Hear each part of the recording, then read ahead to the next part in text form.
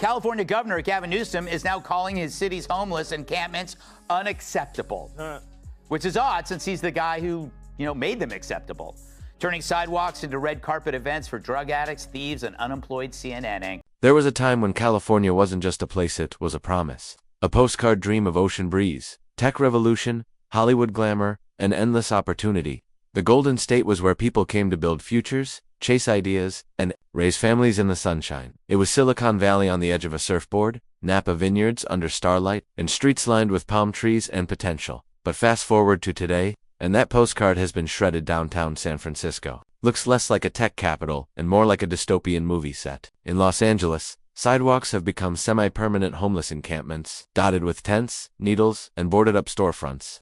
Crime rates are up, rent is impossible, and the once inviting cities now repel more than they attract. Over 500,000 residents have packed up and left California in just the past few years. An exodus more fitting of a failed state than a modern paradise. Yet, while the streets crack and cities crumble, Governor Gavin Newsom continues to paint California as a progressive beacon for the world. His speeches are still filled with buzzwords like equity, sustainability, and innovation. But ask the average small business owner in Oakland, or a parent in LA trying to get their kid to school safely, and you'll hear something different.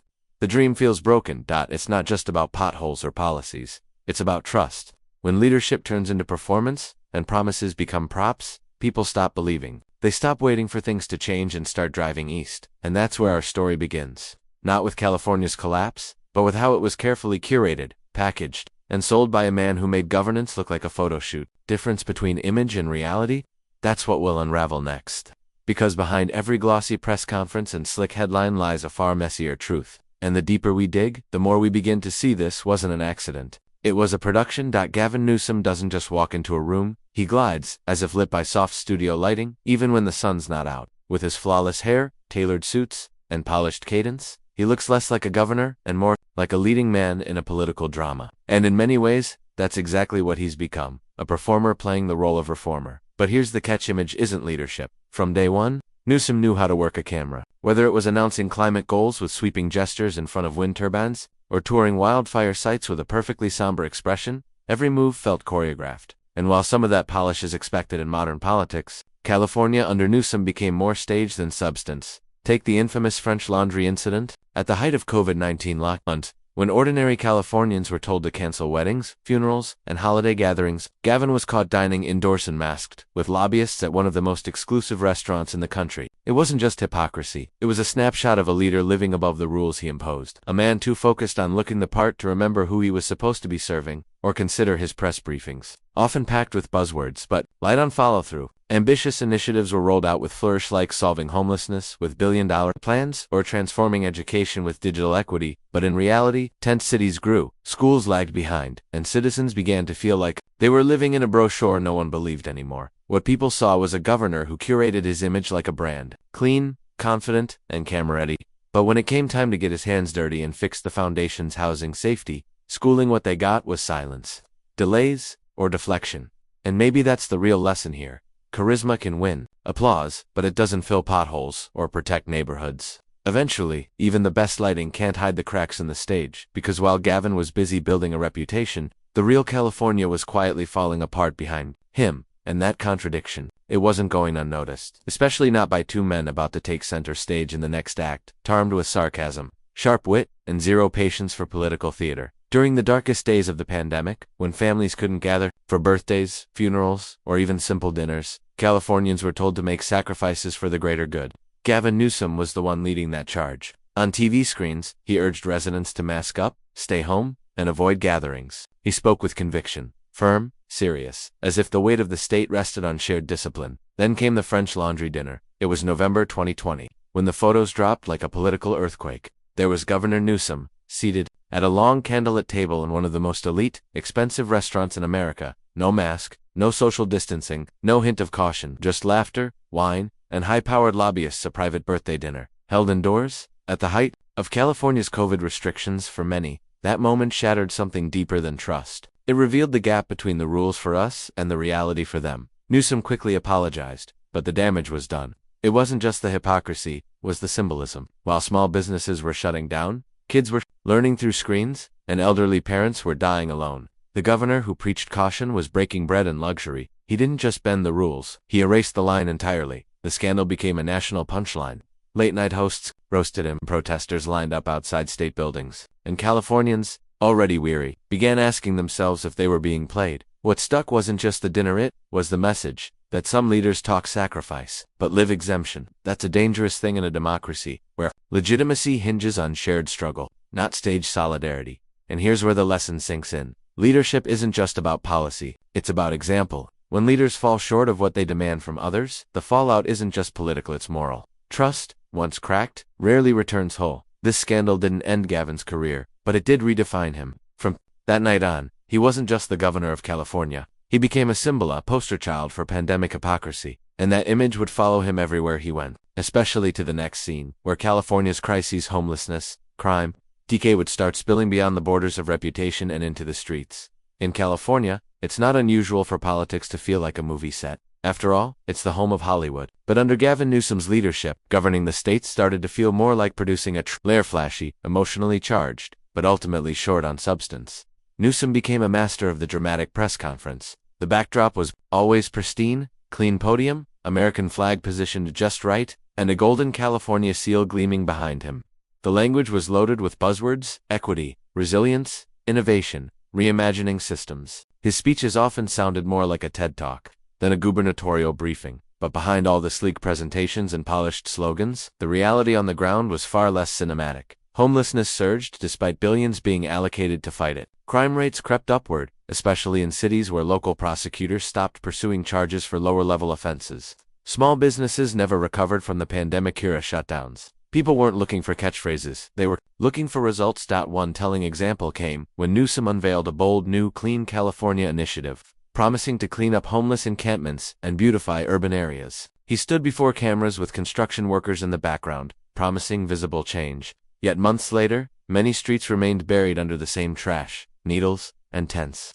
The program produced headlines but not transformation. Therein lies the heart of the problem. California didn't need a brand ambassador, it needed a builder. But instead of investing energy into long-term reforms, Newsom's administration often stopped at the announcement phase, mistaking optics for outcomes. The lesson is simple and sobering. Real governance isn't glamorous. It's the untelevised work of zoning laws, budget revisions, negotiations with unions, and audits of failing systems. The kind of work that doesn't trend on Twitter or earn standing ovations. In the world Newsom built, the press event became the policy, and the more it looked like action, the less people questioned whether anything actually changed. But the public was growing tired. The longer the gap between the promises and the progress, the louder the critics became. And in the next chapter, some of those critics wouldn't come from across the aisle but from comedians with microphones and millions of viewers, ready to call out the performance for what it was. For generations, California was known for its forward-thinking education system, home to some of the best public universities in the world, innovative K-12 programs, and a deep commitment to diversity. But under Gavin Newsom's tenure, something began to shift. Education wasn't just about learning anymore, it became a cultural battlefield. At the center of the firestorm was a controversial policy. California schools were not required to notify parents if their children changed their gender identity or pronouns while at school. For many parents, it felt like they were being pushed out of their own children's lives. They weren't asking for control, they just wanted to be informed. Newsom defended the policy, framing it as protection for vulnerable youth. He insisted that students needed safe spaces to express themselves without fear of judgment or repercussion. But to critics, it sounded like the state was positioning itself between parent and child. The debate wasn't just about pronouns, it was about trust. The tension came to a head in school board meetings across the state. Mothers and fathers lined up at microphones, their voices shaking not out of anger, but out of heartbreak. They weren't attacking their kids. They were begging not to be left behind. And then there were the teachers caught in the middle. One educator, anonymously interviewed, said she feared losing her job if she told parents about a student's gender transition. "I became a secret keeper," she said. Not an educator, not a partner to families, just a buffer. What made this issue so volatile wasn't the subject itself, but how it was handled. Instead of fostering honest dialogue, the administration leaned into progressive talking points and brushed aside concerned voices as outdated or bigoted. That approach didn't build bridges, it burned them. It's one thing to champion compassion and inclusion. It's another to silence parents in the process. California's classrooms had become echo chambers of ideology, with lesson plans shaped more by activism than by academics. The deeper concern wasn't about one law or policy. It was about the creeping sense that politics was replacing partnership in education. Parents wanted to work with teachers. Instead, They were treated like outsiders in their children's development. The result? A widening divide between the public and the people meant to serve them. And while Newsom continued to speak about safe spaces, critics began to ask, safe, for whom? As frustration mounted, it wasn't just conservative pundits raising alarms. Even lifelong liberals started questioning whether the state's version of progress had left common sense behind. The backlash wasn't just political, it was personal, and just as families began speaking out, two of television's most sharp-tongued critics, Greg Gutfeld and Bill Maher, stepped in to say what millions were already thinking. Something in California's leadership had gone off the rails. What came next wasn't a debate. It was a televised reckoning. For many Californians, homelessness isn't just a policy issue, it's a daily reality. You see it on your way to work, outside the grocery store, near your kid's school. And over time, it stopped feeling like a problem and started feeling like a permanent feature of life under Gavin Newsom. The numbers tell one story. Tens of billions of dollars spent over the past decade to combat homelessness. But the streets of San Francisco, Los Angeles, and even smaller cities like Sacramento tell another. The tents keep multiplying, the sidewalks remain cluttered, and in some places, public parks have quietly become unspoken no-go zones. Under Newsom's leadership, California poured unprecedented resources into the crisis. There were flashy programs, like HomeKey and Project Roomkey, designed to turn motels into housing units. Billboards went up, press conferences were held.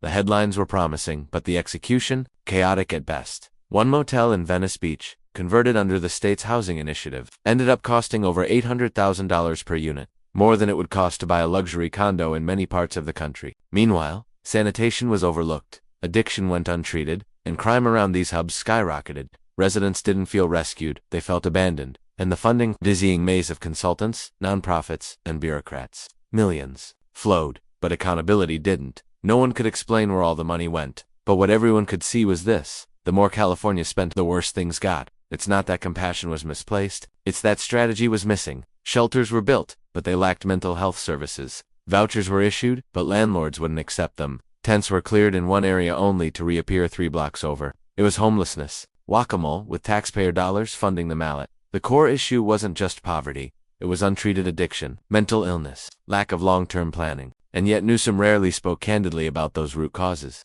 His messaging stayed safely within the bounds of housing first, ignoring that housing without support is just relocation, not rehabilitation. The lesson was painful but clear. Throwing money at a humanitarian crisis without a grounded, measured plan isn't generosity, it's negligence. And when leaders treat photo ops as progress, the people suffer in silence. The real tragedy: California didn't lack the heart to solve homelessness. It lacked the leadership, but the nation was beginning to notice. And comedians like Greg Gutfeld weren't going to let the governor skate by with buzzwords and brochures anymore. The next chapter would pull back the curtain on the performance and what happened when the punchlines hit a little too close to home. For generations, California had a reputation for sunshine, innovation, and opportunity. But lately, it's developed a new image, one where the law seems more like a suggestion, and accountability is treated as optional. Under Governor Gavin Newsom's watch, crime didn't just rise, it morphed into a kind of tolerated chaos. Walk into a Walgreens in downtown San Francisco, and you might see it: shelves half empty, products locked behind plastic, security guards who are told to just stand by. Because in California, stealing less than $950 worth of goods is often treated as a misdemeanor, and prosecutors, under pressure from progressive DAS, rarely follow through. The message: you can loot, as long as you keep it under budget. And it didn't stop at retail theft. In places like Los Angeles and Oakland, car break-ins became so common that residents started leaving their windows down just to avoid having them shattered. One woman was quoted as saying, "If they're going to take something, I'd rather they don't destroy the car." Imagine that. People adapting not to safety, but to the inevitability of being robbed. Newsom's response: more task forces, more public statements, but rarely any hard line. Critics called it California catch and release, where criminals were arrested in the morning and back on the street by lunch. Judges, pressured by shifting policies, handed down lighter sentences. Police departments were understaffed, and residents, they started locking their doors earlier. If they could afford to stay at all, the data backed up the fears. Violent crime surged in several counties. Homicides rose during the pandemic, and despite political promises, few felt any safer. But here's where it really stung. While communities suffered, Sacramento kept spinning the story. Politicians claimed the numbers were stabilizing or statistically insignificant. But to a single mother whose car got stolen, or a small business owner losing thousands to shoplifting, those stats felt like gaslighting. Gavin Newsom's California wasn't just plagued by crime, it had normalized it, and the deeper issue wasn't just the crime itself, it was the erosion of trust. Trust that laws would be enforced, that your family would be protected, that justice was still blind. People began to ask hard questions. Was this what reform looked like? Or was it just abandonment dressed in empathy? Even comedians like Greg Gutfeld couldn't help but notice the irony. California, the land of innovation, had found a new export, fleeing residents, and one of the biggest reasons, crime. It wasn't about being tough on crime. It was about being honest about it. But as Greg and Bill Maher would soon point out, honesty was never Gavin's strongest suit. And the next act in this story? It would take place under the glaring lights of hypocrisy, beginning with the pandemic, and the governor's now infamous dinner reservations. California has always prided itself on being ahead of the curve when it comes to climate policy. Solar panels glisten across suburban rooftops, electric cars hum quietly along the coast, and politicians line up to speak at global climate summits. And no one plays the role of eco-champion more theatrically than Gavin Newsom. But beneath the bright lights of environmental virtue signaling, something darker simmers: an energy crisis that's left millions in literal darkness. Newsom loves to deliver passionate speeches about saving the planet. He talks about banning gas-powered cars, achieving carbon neutrality, and holding polluters accountable. He looks and sounds like the kind of leader the future needs: calm, focused, and deeply concerned. But when California started experiencing rolling blackouts, the illusion began to crack. Families had to power down their air conditioning in triple-digit heat. Small businesses lost money during unscheduled outages. Schools had to close. And while people sweltered in the dark, Newsom was on stage at climate conferences, glowing under spotlights powered by backup generators. One moment, he's telling residents to limit electricity use after 4 p.m. The next, he's approving government contracts for projects so inefficient they'd make a coal plant blush. Greg Gutfeld roasted the hypocrisy like a master chef. He joked that Newsom would stand in front of a burning Walgreens, smoke curling through his perfect hair, and still blame rising sea levels. Meanwhile, Bill Maher pointed out how energy in California had become a luxury, not a guarantee or shined out like some post-apocalyptic resource. Unless, of course, he worked in Sacramento or had friends at Tesla. The problem wasn't just the fragile power grid, it was the fragility of leadership. Climate policy under Newsom began to feel more like a branding exercise than a real plan.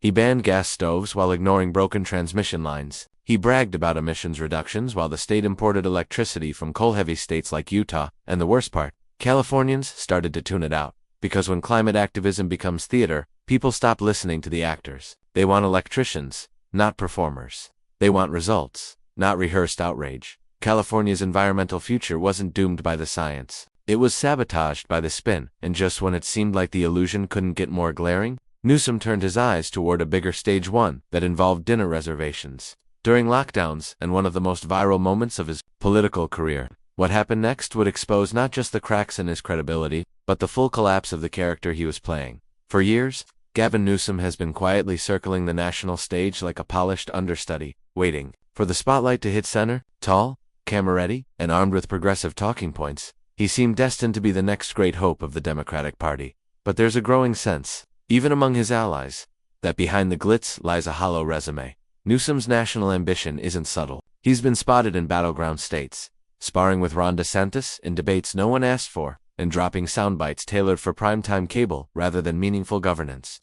It's as if every press conference, every tweet, and every photo op is less about California's people and more about auditioning for Pennsylvania Avenue. But while he courts the nation with poise and polish, the state he governs tells a different story. California, once hailed as a golden beacon of progress, is now riddled with dysfunction, spiraling homelessness, energy shortages, surging crime, and an education system slipping into crisis. Instead of solving these problems, Newsom has often responded with glossy speeches, catchy slogans, and the political equivalent of Instagram filters. Clean on the surface, cracked underneath. Comedian Bill Maher captured it with brutal accuracy. Gavin looks like what liberals want competence to look like. But beyond the lookware are the results. The French Laundry incident during the COVID lockdowns crystallized that disconnect.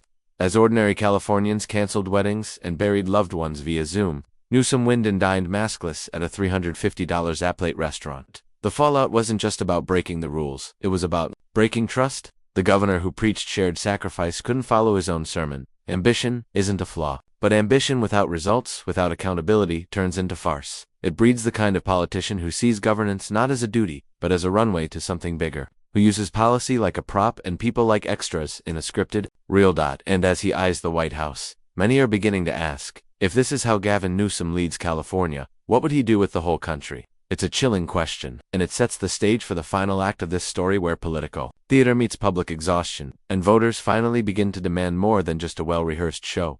Every performance has its limits. No matter how well-rehearsed the script, no matter how polished the delivery, there comes a moment when the audience realizes the show isn't real. That moment is now arriving for Gavin Newsom. For years, he leaned into style. The hair, the sharp suits, the buzzwords. His speeches felt like TED Talks, his policies like Instagram captions, and for a while, it worked. He looked the part of a modern leader, progressive, confident, articulate, but voters are starting to realize they weren't being governed. They were being entertained. The signs are everywhere. Parents, once silent, are now speaking out at school. Board meetings, furious at confusing education mandates and crumbling public schools. Small business owners, once hopeful, are shuttering their dreams after battling endless red tape and rising crime. Families, once rooted in the Golden State, are packing moving trucks, heading east in search of stability and affordability. It's not that Californians dislike ambition. They just don't want to be the set dressing in someone else's political audition. Even Newsom's national flirtations, his debates with governors, his attacks on red states are starting to wear thin. Too many, it feels like he's using California as a launch pad while ignoring the fires, both literal and metaphorical, smoldering behind him. And in this growing fatigue, there's a quiet clarity emerging. People want leaders, not actors. They want substance over showmanship, authenticity over optics, outcomes over HTAGS. Maybe that's the true lesson of Gavin Newsom's story so far. You can only sell the illusion for so long. Eventually, the curtain drops, the lights come on, and the people see what's been happening behind the scenes all along. And as this performance draws to a close, there's just one more scene left, the part where the audience decides if it wants an encore, or if it's time for a new script entirely. Gavin Newsom's political journey has been one long performance, complete with flawless hair, perfect posture, and speeches that sparkle on camera but collapse under scrutiny. We've walked through his photo-ready governance, from rising homelessness and crumbling schools to crime spikes and climate posturing. We've seen how buzzwords replaced real reform, and how California slowly transformed from the American dream into a cautionary tale. The message is clear. Style isn't leadership, and spin doesn't fix broken streets. Voters aren't looking for the next political celebrity. They're looking for someone who actually shows up, rolls up their sleeves, and gets things done. Behind the applause, behind the headlines, people are waking up, and the act is wearing thin. Thanks for sticking with us through this deep dive. If you found value in the truth behind the glamour, don't forget to like this video, subscribe to the channel, and hit the bell icon so you never miss the next chapter. We've got more stories to tell, and it's only getting better from here. Take care, and we'll see you in the next one.